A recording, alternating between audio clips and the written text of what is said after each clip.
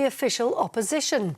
The new poll looks like this. It's from Electoral Calculus, and it's forecast Labour will win 450 seats, the Lib Dems 71 and the Conservatives 60. It's likely the Reform Party, the new research says, will get around 18 seats, including those of Nigel Farage, Richard Tice and Lee Anderson. The forecast Labour victory would be more significant than Tony Blair's landslide election result of 1997, and it would be the largest win by any political party over the last 100 years. Well, with just over a week to go until the general election, Prime Minister Rishi Sunak and the Labour leader, Sir Keir Starmer, are about to go head-to-head in another TV debate. If you're watching on TV, we can see pictures of the two leaders walking towards the historic and beautiful front entrance of Nottingham Trent University there, where the debate is due to be held inside. Questions from the public starting at around 8:15. Live reaction to that right here. GB News. Meanwhile, Labour has confirmed that a party member has been arrested. It follows a police investigation into the sexting scam concerning some Westminster MPs. The police investigation relates to at least 12 men who'd received unsolicited text messages in the so-called honey trap scandal. Labour says it has administratively suspended the member from the party and can't comment further due to an ongoing police investigation. And the Scotland Secretary, Alistair Jack, insists he hasn't broken any rules after he admitted to placing 3 bets on the date of the election.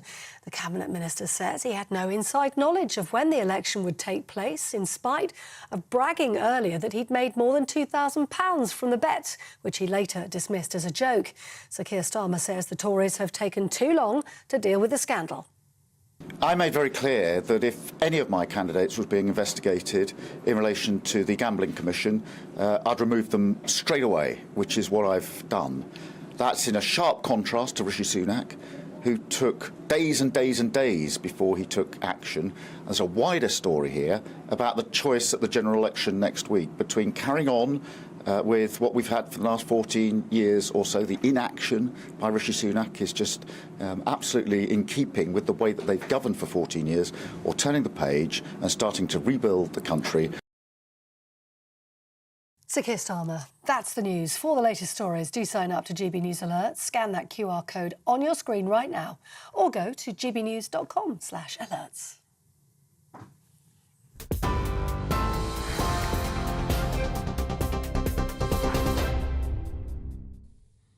Earlier this evening, we brought you another in the series of GB News' Vote 2024, The Leaders, this time with the leader of the Liberal Democrats, Ed Davey. And just in time for our interview came a new poll by Electoral Calculus MRP, which not only puts the Labour Party on track for a 250-seat overall majority, but it has the Tories losing so many seats that Sir Ed Davey would become the leader of the opposition. GB News' political editor Christopher Hope caught up with him earlier today, and here's a reminder of what he had to say. I really think we need to review the whole of gambling regulation with respect to politics, and I really hope after the election that's what the new government and Parliament gets behind. But you've bet before on politics. Well, yeah, I placed the odd bet. I haven't bet on this election. No. Frankly, I've been to... But you bet on election results in the past when you were an MP? Well, very few. I've never bet on myself. In your lifetime, do you want to see Britain back in the EU? Listen, because you've got a lot of work to do to even be able to contemplate something like that, I wouldn't... You wouldn't even go that far? Listen, I'll tell you one thing we can do. Let me be frank with you. I think we need a trade deal, and we need a trade deal really quickly. You might end up working with minor parties, the one led by Nigel Farage. Will you be happy doing that in the next Parliament? I share no values at all. The Liberal Democrats share no values at all with Nigel Farage and Reform. First, on our policy on cannabis, we want to get rid of the very potent, health-damaging cannabis, the skunk it's often called. We want to get it out. Herbal's okay, but skunk. Yeah, so a regulator market, like they've done in many states in the United States, Canada, and European countries, that's found to help young people, actually. That was Ed Davey, and joining me now is GB News' political editor Christopher Hope. Christopher, an interesting interview there. Of course, he stresses that he has nothing in common whatsoever in terms of values with Reform, And yet the poll today, which puts the Liberal Democrats potentially in the position of becoming His Majesty's opposition, owes a lot to the strength of reform. That's right. And hi, Michael. Great to be on your show tonight here from the spin room at the BBC in Nottingham. We're waiting shortly, starting this last head-to-head debate of this 6-week campaign.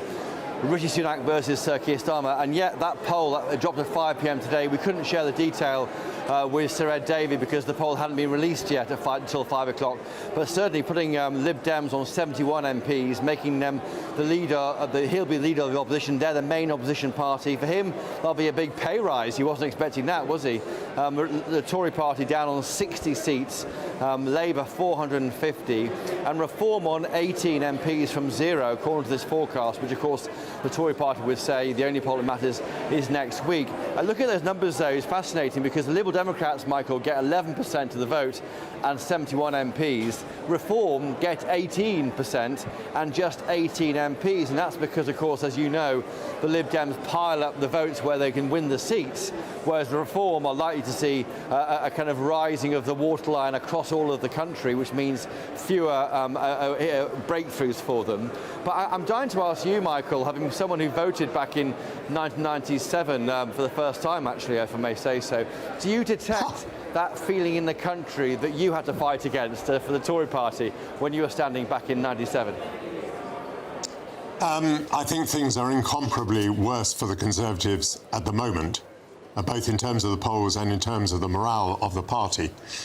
There were polls around in 1997 that suggested that the overall majority for Labour would be 160, but on the whole they were discounted both by politicians and by commentators. It just seemed too extreme.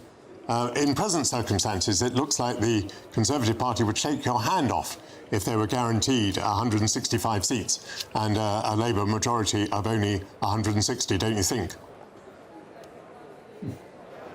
Yes, I do. I think we've gone way beyond saying it's going to be 1997 because it's far worse than that. Look at these polls. But we are hearing, though, from Wes Streeting, for example, the Shadow Health Secretary, that he thinks these polls are not at all reflected on the doorstep. Here's what he had to say to me a few moments ago. What does Sir Keir Starmer need to do to win this two-way debate? The most important thing Keir wants to get across, we want to get across, is that we've got a week now in which people need to decide to choose change. And you only get change if you vote for it. And I think it's no secret the Conservatives haven't run a brilliant election campaign, let's be honest. But the one thing they are doing, I think quite effectively, is to suggest that there's an inevitability about a Labour government, and they're pretty much saying, put your feet up, don't bother voting Labour, or, yeah, sure, in tight Labour-Tory races, yeah, you can vote for those Lib Dems or the Greens. Yeah, don't worry, because Labour's going to get in anyway. And look, we feel it in our bones, but in the conversations on the doorstep, they just don't reflect these wild polls. I'm still talking to undecided voters in huge numbers a week out from the general election, and to people who voted by post, who said to me just last weekend when I was in the North East, well, actually I voted Conservative, and when I sort of said, well, you know, is there anything we could have done to win you over? They said, well, you know, you're going to get in anyway, and we do need an opposition. I'm thinking, panic stations. You only get a change if you vote for it. But the numbers, the electoral calculus, Find Out Now poll tonight, we featured on GBNews, 450 MPs, a majority of 250 MPs. These are big numbers. I mean, you're shouting to the wind here, Wes Streeting, the howling gale coming down towards you about this massive majority you're going to get. I've been brought up to believe if it looks too good to be true, it's too good to be true. It doesn't reflect what we're feeling.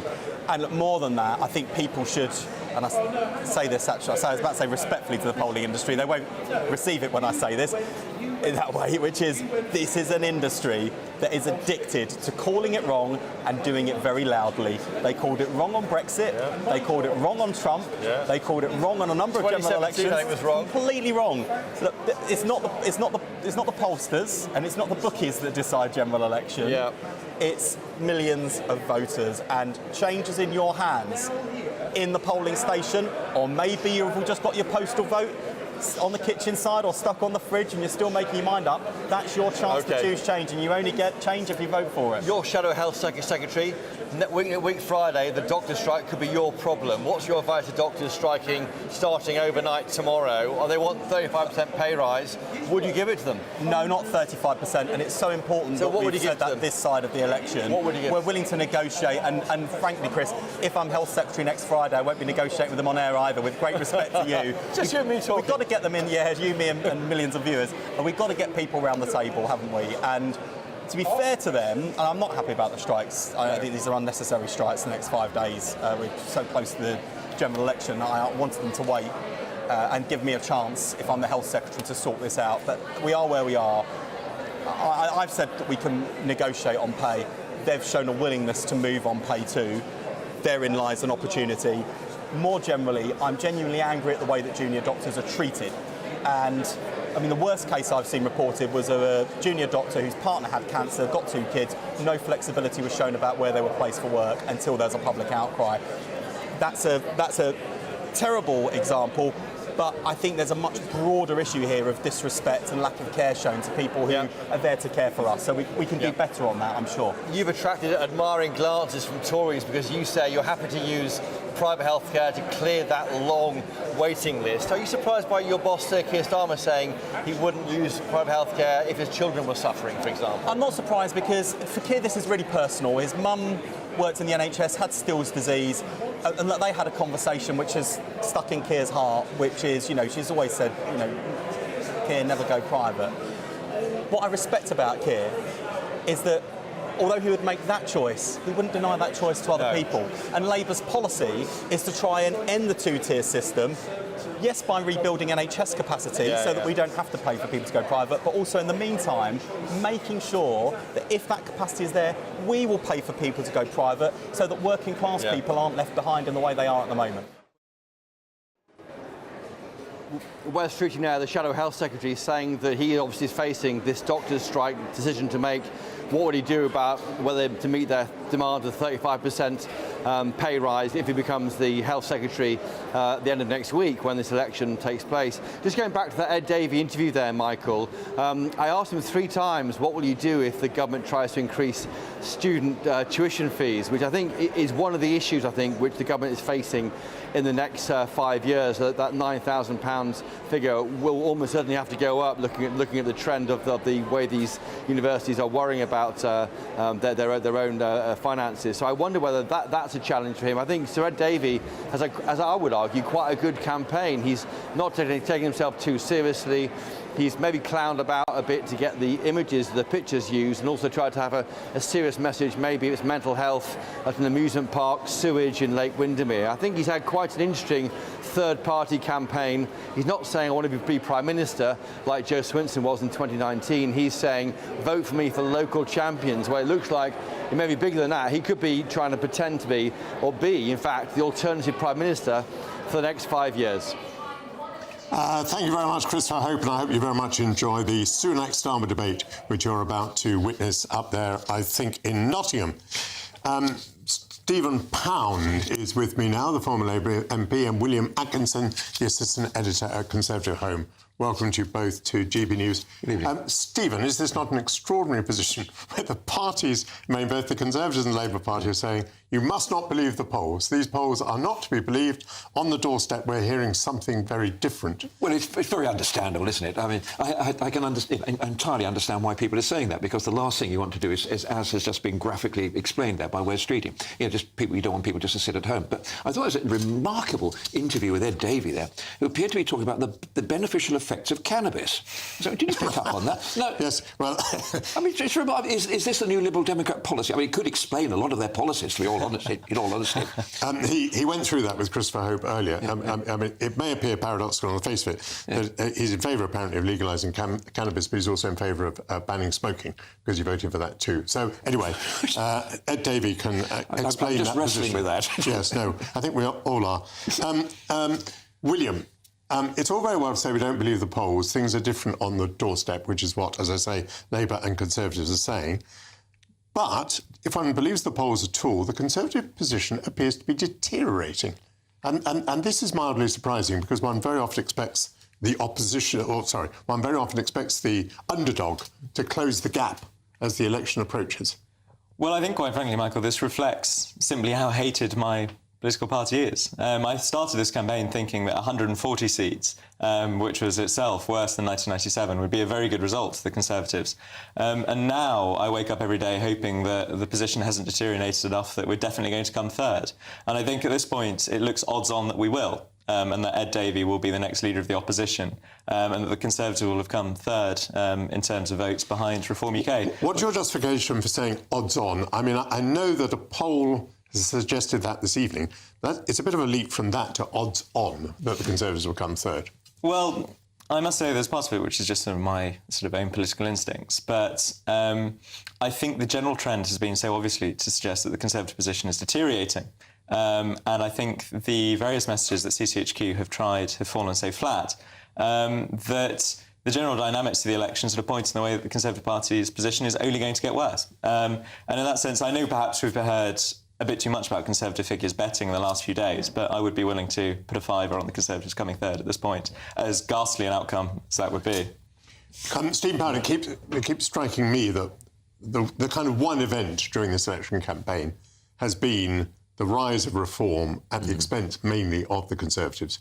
I mean, the Conservatives began probably about 12 points clear of reform, and they're variously, within a couple of points, or in this latest poll, they're now behind reform. Of course, one of the paradoxes of this is the reason the Liberal Democrats appear to be doing so well is precisely because reform is doing so well. I know, and they would absolutely loathe it. They'd hate to have to admit that. It would, absolutely be terrifying for them. But look, what's interesting, I mean, I don't think that all the reform votes come from the disgruntled Tories by any means. Look at Ashfield, look at some of the seats in the North East, look at Hartlepool. You'll find there's a lot of Labour voters are attracted to that. Not enough, I think, to make a huge difference. But the key thing here, 18 seats from nowhere for reform. I mean, that is earthquake territory. That is shattering. If that really is happening, how many Conservatives in that sort of bleeding, battered and bruised rump that are going to sort of stagger into the opposition benches, how many of them are going to actually be attracted to what is now the future, maybe, reform? However, how much of reform is a one-man band? I mean, how are they going to survive under the scrutiny? And that is going to be very, very interesting. These are rather exciting times not to be in Parliament, aren't they? Well, they are. Willie, what do you make of this extraordinary figure today? I mean, it is the first time that any poll has suggested that Reform might get 18 seats. I remember one poll before suggesting they might get 7. And 18 in the House of Commons is quite a significant number, particularly if the other party of the right, that is to say the Conservatives, is down at 60. What do you make of this? And why do you think, if Reform is rising, why do you think it is? I think it's rising amongst a particular section of the electorate, which are perhaps people who are traditional Labour voters who voted for UKIP in 2015, who may have voted for Brexit, or probably did vote for Brexit in 2016, and then have voted Conservative in 2017, 2019, and are fundamentally disillusioned with the political process because the failures of the Conservatives to deliver on the promises they made 5 years ago. I don't necessarily think that Reform will pick up 18 seats. I think they could potentially surprise. But I think the context... You mean fewer than 18? Yeah, I think that it's more likely they'd pick up fewer than 18. I don't necessarily believe these particular polls. But the crucial context in which this has to be seen is the post-election reconstruction of the right, which is that however many MPs they end up with, the Conservative Party is going to have a leadership election. And the big question hanging over that is, what are you going to do about Nigel Farage? And Nigel Farage, ultimately, he has always hunked to be part of the Conservative Party and part of the establishment. And the more MPs he has, the more easy it is for him to make the argument to the Conservative Party that they should allow him to engage in a hostile takeover. And as I say, this is all part of strengthening his hand, and it's also part of the conversation that Reform will have with the Conservatives afterwards. I mean, also, if they've taken more votes than the Conservatives, the Conservative Party has a profound challenge then to win over that 19-20% of the electorate. And God knows what the answer to that question is going to be. As Stephen Pound said a moment ago, these are very interesting, exciting times politically. I can't say that William looks all that excited. Thank you very much. That is a Chinese curse, isn't it? It is a Chinese curse. Thank you very much, Stephen Pound and William. Coming up, as the Gamblegate saga continues, with more names being revealed daily, what did some politicians think they were doing betting on the election day? What made them think it was a good idea? We'll find out after the break.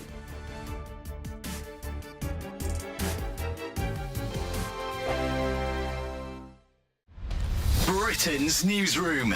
Weekday mornings from 9:30. I've got a grade 3 astrocytoma brain tumour. Once I was diagnosed, I tried to do my claim with my insurance company and was rejected. They then also cancelled my life insurance and also cancelled my wife's policies as well. And this is Zurich Insurance, John. This is Zurich, and their point was, because you'd had some dizzy spells, which you hadn't told them about, they say dizzy spells equates to a brain tumour, which there's no evidence to support that. I was with King's College Hospital. They ignored them. King's College Hospital were the experts. So you were expecting £25,000? Yeah, that was a critical illness claim. Critical illness, because you've got a critical illness. Clearly, it couldn't be more critical, could it? No.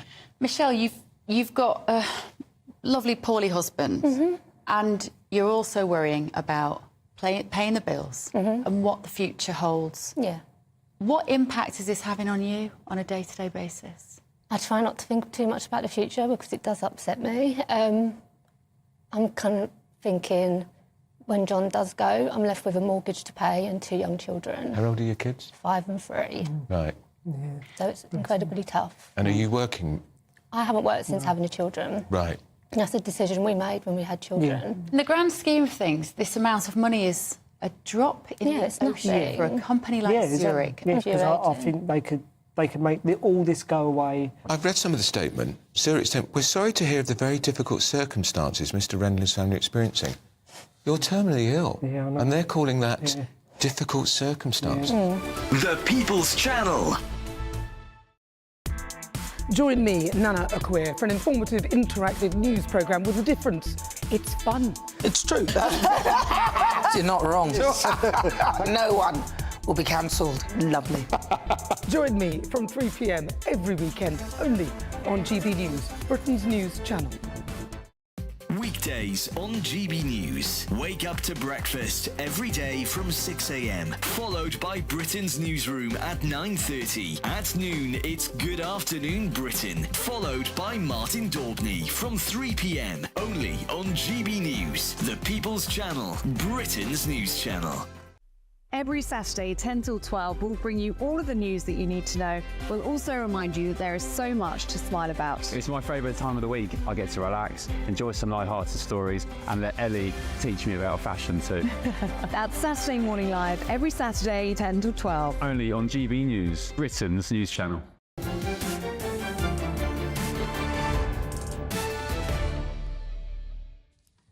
Welcome back to State of the Nation. I'm Michael Portillo. In an election in which not much has happened, the Conservatives have found it difficult to escape from Gamblegate. The story of highly placed Conservatives placing bets on the date of the general election shortly before it was announced has dribbled out with virtually a new name each day since the first revelation. It must be torture for Rishi Sunak, who can find no escape from the daily developments in a story that just won't die. Cabinet Minister Alistair Jack has admitted placing bets, but if the dates he gives for those wagers are right, there's been no wrongdoing. But does it look wise? Appearances matter. Meanwhile, Labour looks confused about gender, whilst Sir Keir Starmer has moved a long way from his inability to define a woman. Labour's intentions are far from clear. Whilst the party says that it accepts the cash review, which condemned the ideology-driven treatments handed out to minors, such as puberty blockers, Labour still wishes to ban conversion therapy. Potentially any medical practitioner who questions a child on why it wishes to change gender could be in breach of the law, even though the cash review urges that the whole patient be treated with all aspects of the child's mental health taken into account. And then Labour wants to make it easier to change gender.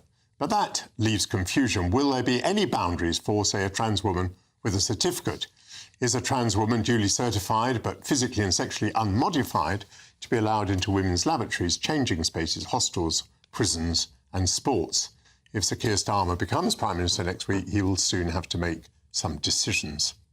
One thing that has occurred during this campaign is that reform has gained ground on the Tories in the opinion polls. Will that trend continue, halt or be put into reverse? The fate of many Conservative candidates hinges on that answer. All of that is still to come, but to discuss the latest developments on so-called Gamblegate, I'm joined now by my panel, historian and broadcaster Tessa Dunlop and the journalist and broadcaster Benedict Spence. Welcome to you both. Benedict, how serious has Gamblegate been for the Conservatives? The fact that they seem to be losing ground in the polls, is that directly linked, in your view, to Gamblegate? I think it's not helping, certainly. I don't think it would be that serious if they weren't already in a bit of a tailspin, ultimately. I think the way that they've handled the entirety of the campaign has really focused the attention of members of the public on how badly they're performing. I think D-Day wasn't, the D-Day's memorial was not a particularly edifying moment. This has, in some ways, been a blessing for Rishi Sunak in that it now focuses the attention on other members of his party rather than simply him. But it is now the case that the public are focusing on the fact that, not only are the Conservatives not necessarily offering any policies that I don't particularly like, their campaign is not doing very well, and some of them are not behaving particularly well. And it's one of those things where, if this had perhaps happened in isolation, it might not be quite so fatal. But in many ways, because it is already part of a fatal campaign, it's just twisting the knife in that little bit more. People who were sort of sat there thinking, well, no, I don't really have any other options other than I'm not, convinced by reform, or I'm not going to vote Labour, might have still stuck it out with the Conservatives. But now you can see actually the polls are edging down even more, and people are just thinking, do you know what? I've had enough of the pack of these people, because it's not just the Prime Minister, it's not just a few isolated people. As more and more names come out, it just gives the impression that people, when they knew when the election was going to happen, rather than think, right, back to our constituencies, back to sort of batten down the hatches and put in a hard shift, they decided, I need a dopamine hit. And I don't think people really respect that. Tessa, Benedict refers there to a tailspin, referring to the Conservatives. Do you see a linkage between the apparently deteriorating performance and Gamblegate? How seriously do you rate Gamblegate? I think it's deeply problematic because there is a breakdown in trust. And the more names that come out, and Rishi's failure to act immediately really and distance himself from it. He was clearly angry and upset. It was one of the leadership debates, and I actually felt sorry for him. I could know his eyes sitting, feeling sorry for the Prime Minister, which is never a good thing, is it, really, to be taking pity on an individual that is asking you to re-elect him as leader. But actually, he should have got rid of them and made that decisive and clear from day one, I think, even if there's any smear around their names, any question, even if in our justice system you're innocent until proven guilty. I know, and by the way, this rather troubles me that we are beginning to have a new rule for those in public life. So normally, as you say, you're guilty and you're innocent until proven guilty. But in public life, apparently, the tiniest suspicion over your name and people advocate that you should be suspended. And if you're not suspended, that's a sign of weakness by your leader. No, I think but it's special circumstances because we're on the clock ticking down to the 4th of July. And actually, it looked like that we may not have a decision for the Gambling Commission, and therefore it's up to Rishi to take leadership and say, look, I cannot expect the public to make a decision about an individual with a cloud hanging over his name or her name, and therefore they can come back and we'll get them into a by-election, etc. in the future. But at the moment, while there's a question mark, I think it's only right that they suspend their campaign. That's what I would have done. But I think more broadly, this is about individuals with questionable morality inveigling their way into the inner circle of government. So the lack of judgment, the lack of instinct about individuals with integrity, I think I know you wouldn't do that, Michael Portillo. And I think you would hope those around you, surrounding you in number 10, privy to the most important decision you're about to announce in the pouring rain, weren't going to be the sort of people who'd slop down to Ladbrokes. And that's the problem. Those individuals are rotters, and they were in number 10. I wonder whether one of the reasons that Wes Streeting and the Labour Party say they don't trust the polls is that actually the prospect of having nearly 500 MPs is pretty horrifying for Labour. And I'll tell you why. Because they don't know who these people are.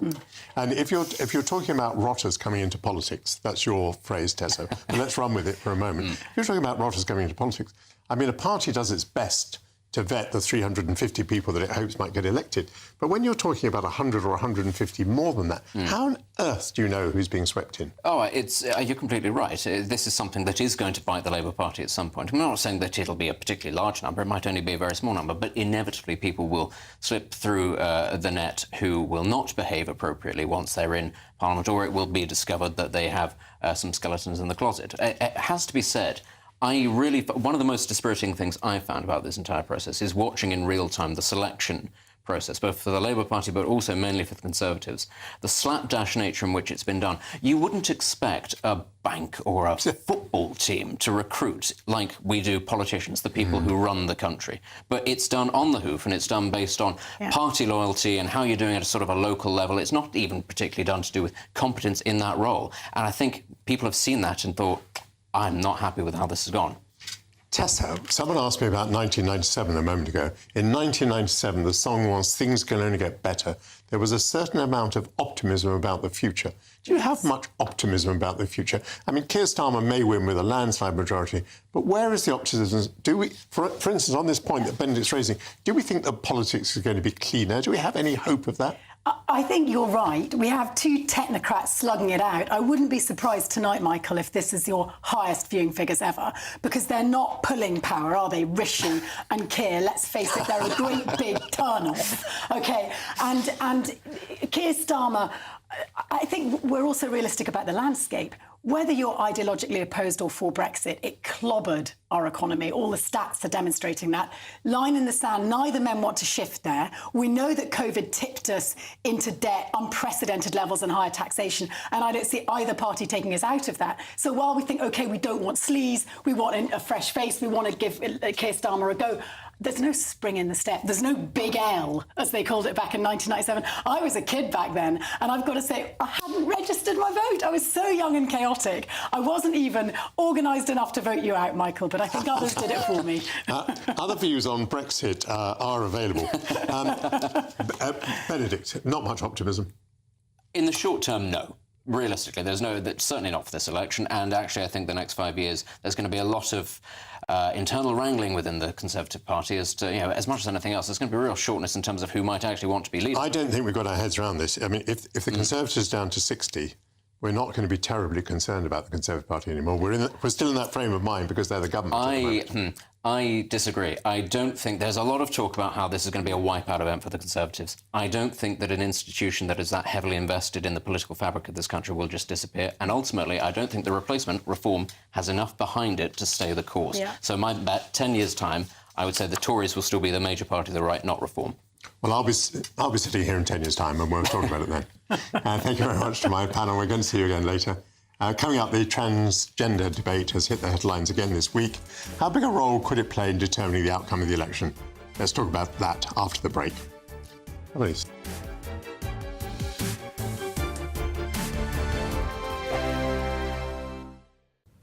Hello and welcome to the latest update from the Met Office for GB News. Following another hot day for many, it's warm overnight, but cooler air is on the way. And windier weather. This unseasonably deep low pressure arriving for Thursday and Friday. That's going to bring some unseasonable strong winds to Western Scotland and Northern Ireland. Now, it's not been hot everywhere during Wednesday, but for much of central and southeastern England, it has been another very warm or hot one, and it's going to stay warm in these areas overnight despite the clear spells. 17 Celsius. Further west and north, we've got showery rain moving in, cloud and an increased breeze. So by dawn, much more unsettled across parts of Western Scotland, Northern Ireland, the winds picking up strength through the morning, bands of rain moving into the west coast. We've also got some heavy showers pushing through the Northern Isles, perhaps the odd rumble of thunder. Brighter skies for much of the rest of Scotland, feeling cooler here. And for much of northern and western England, Wales, cloudier conditions to begin things, although the rain on the weather front that is making the change tending to peter out, and really it's just a band of cloud and a few spots of rain as it pushes into the Midlands, and then by the afternoon East Anglia in the southeast. As that rain arrives and as the cloud thickens, the wind changes direction, temperatures aren't going to reach the highs that we saw in the last couple of days. We're looking at closer to 25, 26 Celsius in the east and southeast. But sunshine returns by the end of the day across much of England and Wales. Blustery showers in the west and the north. And as I say, unseasonably windy through Thursday, especially in the far north and northwest. And into Friday, we've still got some heavy showers moving through and some strong winds that could impact any outdoor events that are taking place. And so watch out for that. Into the weekend, mixed conditions, some cloud, a bit of rain here and there, but also some sunshine, temperatures back to average. This is GB News, and we are Britain's election channel. This vote may seem to be about the politicians in the media, but it's actually about you. And we won't ever forget that. Join us up and down the country as we follow every moment together. Now more than ever, it's important to hear all sides as you make your decision ahead of polling day. We're here for you. This is GB News, the People's Channel, Britain's election channel. GB News is Britain's election channel. And when the big stories break, we're tackling them on Britain's newsroom. When we disagree, and we disagree a lot, it's even livelier than normal. We don't disagree that much. We do. His comedy, though, is revolting. I knew her, unlike you. That explains Beverly Turner's temperament. It's a bit frothy in here, isn't it? You'll have one of me one day. For dartball practice. Britain's newsroom on GB News. Weekdays, 9:30 a.m. GB News, the People's Channel, Britain's news channel.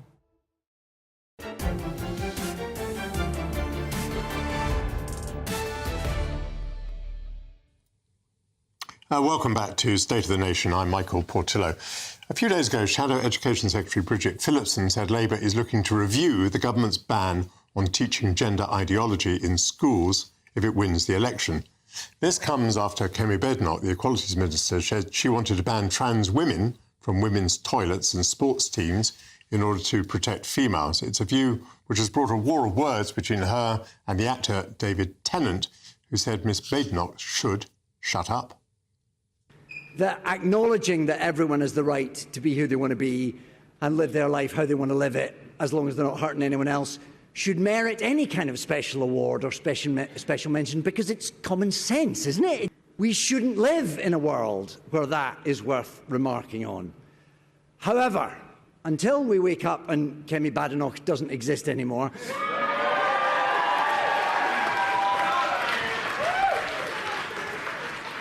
I don't wish ill of her, I just wish her to shut up. Well, I'm rejoined now by my panel, the historian and broadcaster Tessa Dunlop and the journalist and broadcaster Benedict Spence. Welcome back. It's quite interesting, actually. David Tennant put his finger on the point there, but didn't seem to recognise it. He said he was in favour of people having these rights as long as they don't hurt anyone else. Now, the argument is that some rights that might be given to trans people, for example, to elect to go into women's spaces, toilets, to go into women's sport, to go into women's prisons, these do hurt someone else. They do affect the rights of other people, which is why there is a debate. And it's quite interesting to me that he had the words there, but he didn't quite understand the application of the words. Discuss. Well, he was incredibly clumsy, of course, towards the end of what he said. Because I think when he said he wished her out of existence, the Equalities Minister, Kemi Badenoch, the extraordinary applause that one. He was, by the way, picking up an award for being a celebrity ally of the LGBT movement. He quickly then sort of backtracked, said, I don't wish her any harm, which, of course, immediately get caught out. So it was extraordinarily clumsy. But to return to your point about this overlap of rights, whose rights should take precedent, the reason this came to the fore and blew up in the way that it did in Great Britain was because of the case of Isla Bryson, who was she was the convicted rapist who began as a he called Adam, who was in a female prison in Scotland. And the reason we don't have Nicola Sturgeon right now heading the SNP, I believe, it isn't because of all the financial embezzlement accusations, etc. It's because of this case, and the Tories leapt upon it. Surely, Michael, and you're a very reasonable man, this is a grey area, which is why it's both dangerous when we have so-called wokery from David Tennant, who's better sticking to narrating children's stories like How to Train Your Dragon, or indeed from Kemi Badenoch, who says unsubstantiated things like in schools there's got to be safe single-sex spaces where the gender certificates might not apply in special circumstances. Well, what circumstances? She fails to quantify what circumstances, for instance, a transgender person has to exhibit in order to not be allowed to go into a single-sex loo. And anyway, who can judge that or administer that? How do I stop somebody going into a woman's loo? These things that are being discussed and get so much heat aren't actually, but it's not possible to legislate. You betray your position there, because someone else might say, how do I allow someone into a woman's space? How do I allow someone into a woman's lavatory? How do I allow someone into women's sport? How do I allow them into a women's prison? because they have declared themselves to be a woman. Is that sufficient? Does this certificate, which Labour wants to make easier, is that sufficient? Does that protect the rights of women? Well, I think what's important is I'm glad you're very concerned about the rights of women, and I noticed that Conservatives, in an unprecedented way, have got very, very concerned about the rights of women in the wake of this transgender debate, in a way that I've never noticed the sort of golf club members previously championing women's safety and women's rights. Well, quite a lot of Conservatives are women. That makes me suspicious. Yes, some are, but there's also a lot of men who wade into this. But you're right, which is why it's a grey area. But I think we have to hold on to the fact that a tiny number of people are transgender, and most of them are pretty vulnerable. We've got blinded by the case of Isla Bryson, and we think, oh goodness, there's a rapist in a bush who's waving a certificate who's going to run into our loo. I would just comment, I'm going to move to Benedict, but I just comment, Tessa, that you continue to take it from the point of view of the transgender person. You're not saying anything about what the rights of women are. Benedict? Well, I think that's the major point, is that the vast majority of people who sort of are women in this situation and do not come, therefore, from a trans background, might be slightly quizzical of the idea of a biological male coming in and demanding anything. I think that a lot of them would say, well, if you were genuinely a woman, you might be a little bit more sympathetic to opposition rather than just saying, no, it is my right to absolutely sort of, bludgeon my way in. I think it's tricky, of course, because obviously it is a very small percentage of the population that we're actually talking about here. But part of the issue, I think, is that when this first started emerging, and it wasn't so much in this country, it was in the United States and particularly actually in Canada as well, there were these conversations about, well, what happens when a sex offender tries to use the rules to their advantage? And we were told, no, that's a bigot thing to say, it'll never happen. It has happened once or twice in this country, more than once. It has happened an increasing number of times in Canada and the United States. It keeps on cropping up because actually these laws are not actually fit to deal with this eventuality, because they are all sorts of, let's try not to offend anybody, let's try not to dive down into the details of all of this. And what this is about is not fundamentally about trans adults. It's about children of any kind of background. It's about the protection of those children. It's trying to create an environment where you do say, OK, there might be trans people and they might be very vulnerable, but we are here to safeguard all children. And at what point do you say, actually, no, we're not prepared to tolerate any amount of risk to those? I think that's where a lot of the backlash, certainly in this country, comes from, not necessarily against adults. It's when it comes to the idea, because we're talking here about Bridget Phillipson also talking about allowing the teaching of gender ideology in schools. That is something that I think a lot of people feel very viscerally opposed to, just on spec, because they think, hang on, no, there is no one-size-fits-all to this. And just children at a very impressionable age. Just touch upon conversion therapy, because as I mentioned in my introduction, it seems that there is a conflict. If you ban conversion therapy, there are many medical practitioners who think they will not be able to give advice to children investigating why that child wants to change gender or thinks it does. Because fundamentally it's about talking to a child and saying, are you sure about this? It's about talking through these things, and that comes under the umbrella of what counts as conversion, because you are trying to convert them verbally. And the reality is actually that the majority of children who say that they are trans at some point revert back to what they said they were before, the overwhelming majority. But so if you're a practitioner and you sit there and you say, are you sure? The odds are in your favour that that child will actually go, oh, no, maybe not. But the law would say you are practising something illegal. And I think, again, a lot of people find that unacceptable. Last word, if brief, Tessa. Well, I just think there's a very big difference between my mother, who was so keen on being a tomboy, she wanted to be able to pee standing up and so forth in the 1940s, and I can confirm has been fully woman all her life, to those very small minority of people who do end up converting and changing their sex. And I think they also need looked after. I've got to say, as a woman who regularly goes into women's toilets, I've never felt endangered, and I think the majority of women feel like that. If you are standing next to someone in a loo who's transgender, I don't immediately jump out of my skin and think help and run into the next cubicle. Well, some people might jump out of the skin, and some women are very, very sensitive. I mean, they may not be the same religion as you. They would be very sensitive indeed about being in a public space with someone who had, let me put it mildly, different equipment. But thank you very much to my panel. Coming up, as reform causes an upset with Nigel Farage's remarks about Ukraine and NATO, I was speaking to someone who thinks the reform leader might have a point. Thank you both.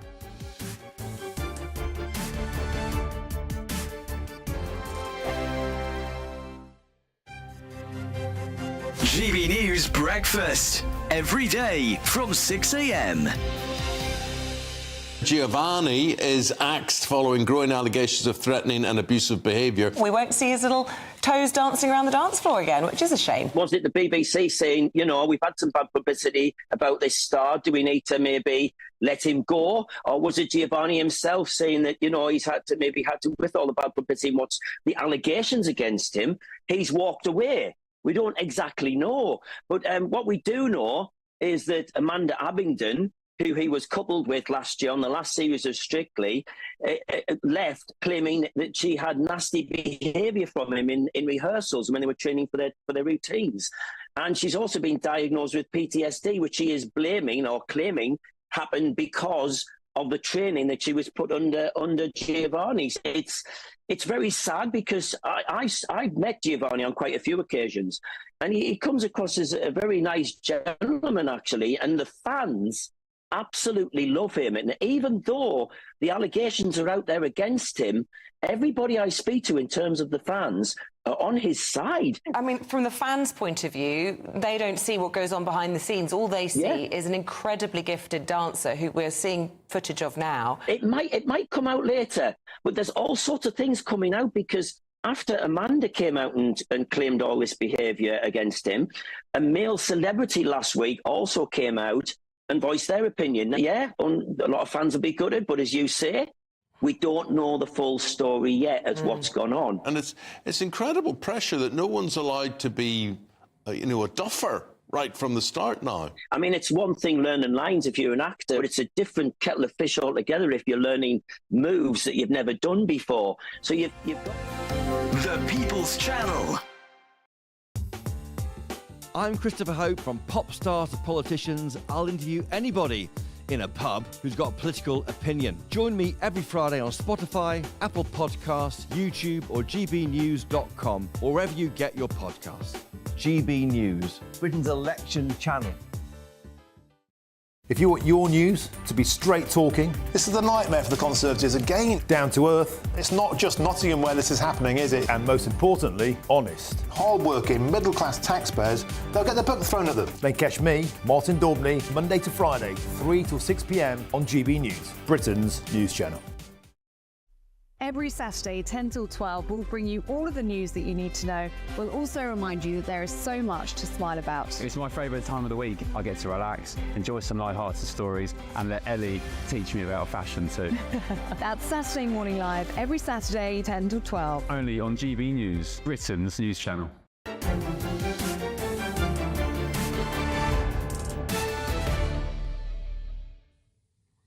Welcome back to State of the Nation. I'm Michael Portillo. And Nigel Farage has thrown the Ukraine war into the heart of the British election. He's warned for a decade, he says, that Western expansion into Ukraine could provoke a war with Russia. Does he have a point?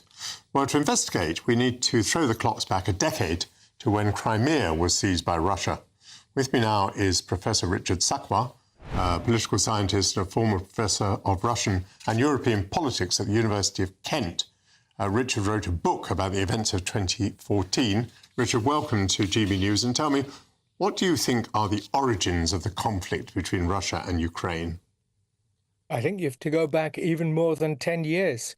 It is basically back to the settlement at the end of the First Cold War in the late 1980s. When Gorbachev put an end to that Cold War, he appealed to the United Nations, to the charter system, to the norms of universal law, instead of which what happened is that the Western powers, the Atlantic power system, call it what you like, claimed a victory for its own. And from that fateful moment, with its expansion of NATO, expansion of its norms even, which are not necessarily opposed to those of the United Nations, but nevertheless, they were emanating from the so-called rules-based order, which led to a difference, and neither Russia nor any other major power we're talking about today, China, would be willing to accept that. Gorbachev put an end to the Cold War, appealing to the United Nations, instead of which the West substituted itself for the universalism which is represented by the UN. And of course, everything flows from that. Yeah, I mean, I would be tempted to make a distinction. I was the defense secretary between 95 and 97, and I was dealing with the Russians who were very sensitive. They were obviously humiliated by the collapse of the Soviet Union. I saw the expansion of NATO to take in those countries that had been colonised by the Soviet Union in 1945 as being entirely justified because they had the right to be protected. They had a recent experience of being colonised. Ukraine I saw in a different category because Ukraine had been solidly a part of the Soviet Union and, correct me if I'm wrong, a part of Russia before that. And I couldn't see that it was in any way either realistic or appropriate for NATO to offer the Article 5 guarantee to Ukraine, the Article 5 guarantee being that if any state is violated, all the other states in NATO will go to war. What's your comment? There's two things there. As for expansion of NATO to the East European countries, I quite understand your position. Quite clearly, they had been under Soviet domination before that, threatened by Nazi Germany, Soviet Union. So it's quite clear that given the fact that NATO enlargement was the only thing on the table, the only option. However, even somebody like Zbigniew Brzezinski in the mid-1990s, in 97, in his famous book, The Grand Chessboard, he argued, yes, he's a passionate advocate of NATO enlargement, understandably, but even he said there had to be an overarching security framework with Moscow. Otherwise, you would actually be, in my words, you'd be expanding a collective defense system, but you would not be expanding a collective security system. And in fact, you would be diminishing the security. The more you expanded the defense alliance, the less security you'd end up with. And indeed, I wonder, the sharp end of that was Ukraine. I wonder whether Nigel Farage has been, I think, pretty willfully misunderstood. I don't think he's saying anything that supports Putin. I think what he may be saying is that NATO and the European Union have not always behaved very intelligently, possibly not even in their own best interests. What would you say of that? Well, absolutely. He makes three key points. First of all, he points to the illegal invasion, Anglo-American invasion of Iraq and destruction of Libya in this Daily Telegraph article, which I think was very important. The second point he makes, which I think is absolutely spot on, is that we are in the middle of a major general election, yet foreign policy has hardly figured, even though the world is closer to World War III than it has been for at least 30, 40 years. The Bulletin of Atomic Scientist says that we're 90 seconds from midnight, from the apocalypse. And yet there's been almost no talk of the fundamental issues facing us today. And the third thing, specifically, you're absolutely right. Nigel Farage, he argues, 10 years ago, he warned about Ukraine being drawn in and the fact that, I don't think the way he's formulated it is correct, but I think that he's injected a good and healthy note for us to debate this. We may not agree with him, but it's important to discuss the issue, an issue which has almost not figured in this election. Thank you very much indeed, Richard Sackwell. That's most interesting perspective. Up next, it will be Patrick Christis, so please stay tuned for him. I'll be back with the same programme at 8 o'clock tomorrow. Fascinating evening. Politics being made all around us, history being made. I'm Michael Portillo. This has been State of the Nation. Good night. A brighter outlook with Box Solar, sponsors of weather on GB News. Hello and welcome to the latest update from the Met Office for GB News. Following another hot day for many, it's warm overnight, but cooler air is on the way and windier weather. This unseasonably deep low pressure arriving for Thursday and Friday, that's going to bring some unseasonable strong winds to Western Scotland and Northern Ireland. Now, it's not been hot everywhere during Wednesday, but for much of central and southeastern England, it has been another very warm or hot one, and it's going to stay warm in these areas overnight despite the clear spells, 17 Celsius. Further west and north, we've got showery rain moving in, cloud and an increased breeze. So by dawn, much more